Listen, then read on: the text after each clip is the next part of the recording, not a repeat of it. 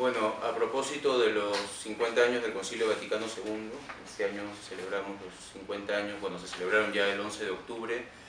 el equipo de reflexión del Instituto Bartolomé de las Casas decidió dedicar unos espacios de reflexión a este tema y a los desafíos que nos plantean hoy los textos y las reflexiones del Concilio Vaticano II. De manera que este libro lo que hace en realidad es recoger las reflexiones de ese equipo de reflexión del Instituto Bartolomé de las Casas, en particular reflexiones que se expresaron en muchas de las ponencias y charlas del padre Gustavo Gutiérrez en estos espacios de reflexión, pero también recoge, por ejemplo, el resultado de los trabajos en grupo, de las reflexiones, de las preguntas de los participantes en estos espacios, ¿no? De manera que en febrero de este año y luego en agosto se concentraron básicamente en estos espacios de reflexión, y entonces el resultado es el que hemos recogido en este libro, ¿no?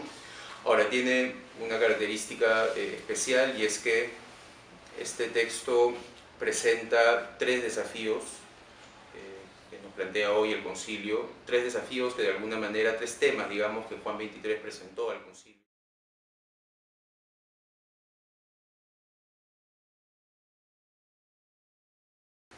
Bueno, yo creo que este libro nos deja dos grandes reflexiones. Bueno, este libro, en realidad, el acontecimiento conciliar, que es el conjunto de la figura de Juan XXIII, las sesiones que tuvieron lugar en Roma entre el 62 y el 65, y la recepción en América Latina, en Medellín, que es la que plantea leer el Concilio Vaticano II desde el pobre. Entonces, este acontecimiento conciliar, que es el conjunto de Juan XXIII, el concilio propiamente dicho, y la recepción en América Latina, con este aporte de la mirada del pobre, nos deja, creo, hoy dos grandes reflexiones. Una es que la Iglesia no encuentra su sentido y su misión en ella misma, sino en el servicio al mundo y en la apertura al mundo, en el diálogo con todo aquello que en el mundo va precisamente en la perspectiva del reino, de justicia, de promoción de vida, de respeto del ser humano, desarrollo de capacidades. Entonces, una iglesia que en lugar de cerrarse en sí misma, de replegarse o de sentir al mundo como una amenaza, como ocurría antes del concilio y quizá aún hoy, la iglesia más bien entonces encuentra su sentido además asumiendo profundamente la encarnación y la figura de Jesús y los evangelios. El sentido de la iglesia es entonces la apertura al mundo, el diálogo con el mundo, con la cultura, con la ciencia, con el arte y todo lo que de humano se manifiesta allí, ¿no? Nada verdaderamente humano puede ser indiferente a la iglesia. Y la segunda reflexión de fondo es que en esa apertura al mundo y en ese diálogo con el mundo, la iglesia se presenta como servidora,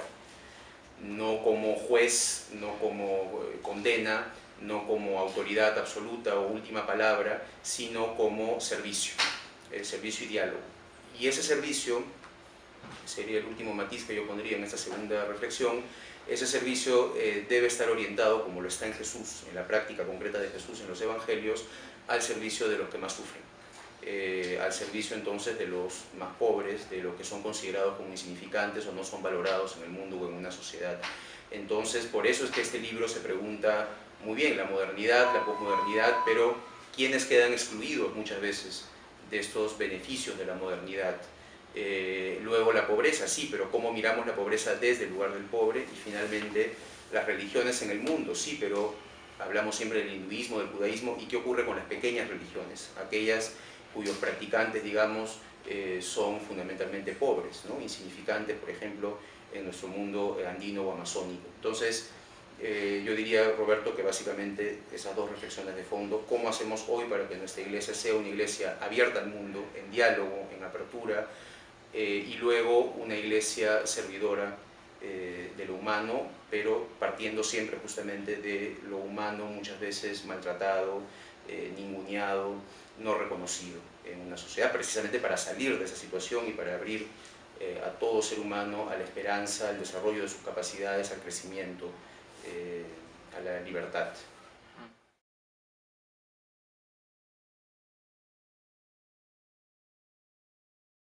Este libro recoge un llamado fundamental, que es el llamado que nos hace el acontecimiento conciliar desde sus textos, desde los testimonios de personas que vivieron en esos años, que trabajaron por esta apertura de la Iglesia al mundo y al servicio del humano. Y este llamado consiste justamente en actualizar esos desafíos hoy, y entonces actualizarlos desde una fe atenta a aquello que en la historia va en la perspectiva del reino de Dios, y aquello que en nuestra historia concreta, en nuestro tiempo presente, no va en la perspectiva del reino, es decir, de la justicia, del amor, del respeto de los seres humanos, de la promoción de la vida. Yo creo que ese sería un primer aporte importante, es decir, que vivimos nuestra fe en el mundo. Y al vivir la fe en el mundo, es en el mundo quiere decir en la historia concreta, en los hechos, en los acontecimientos actuales, ¿verdad? En estos acontecimientos Dios nos habla. Y entonces la tarea del cristiano, bueno, del creyente, estamos hablando del año de la fe, ¿no? La experiencia de Dios es una experiencia de un Dios que habla en la historia, el Dios encarnado, ¿verdad? Porque hablamos en este caso, claro, de la fe cristiana. Y entonces es en la historia humana en la que Dios se encarna,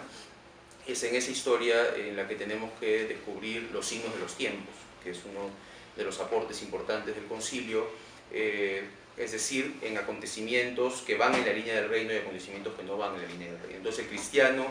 tiene que vivir su fe inserto en el mundo y trabajando concretamente en el servicio de todo aquello que va en la línea del reino: justicia, amor, servicio a lo humano, diálogo, apertura, y denunciando todo aquello que más bien cierra a la Iglesia en sí misma, aquello que significa maltrato, insignificancia, violación de los derechos humanos, en fin, todo aquello que va contra la vida. Entonces yo creo que eso es entender y asumir la encarnación, Dios hecho hombre, es finalmente eso, es descubrir a Dios en el rostro del otro, en la historia, es hacer nuestros, como lo dice la Gaudium et Spes, es hacer nuestros los gozos y esperanzas, tristezas y angustias del hombre y de la mujer de nuestro tiempo, y es finalmente, como lo dice Pablo VI, descubrir que para conocer a Dios hay que conocer al ser humano, y es en el ser humano, en sus sufrimientos y en sus esperanzas, que Dios nos habla, y entonces que nuestra fe se desarrolla y crece. Entonces creo que este material, los textos que este material presenta, he hecho referencia a dos hace un instante, y la manera de leer estos tres desafíos que he mencionado: modernidad, pobreza y religiones, desde el lugar del insignificante, desde el lugar del que más sufre en una sociedad y también del que tiene esperanzas para salir de esas situaciones de sufrimiento, bueno, todo esto que el material ofrece realmente nos permite, creo, plantearnos temas de fondo y asumir hoy en nuestra fe, estos inicios ya casi del año 2013, entonces, asumir estos desafíos para el crecimiento.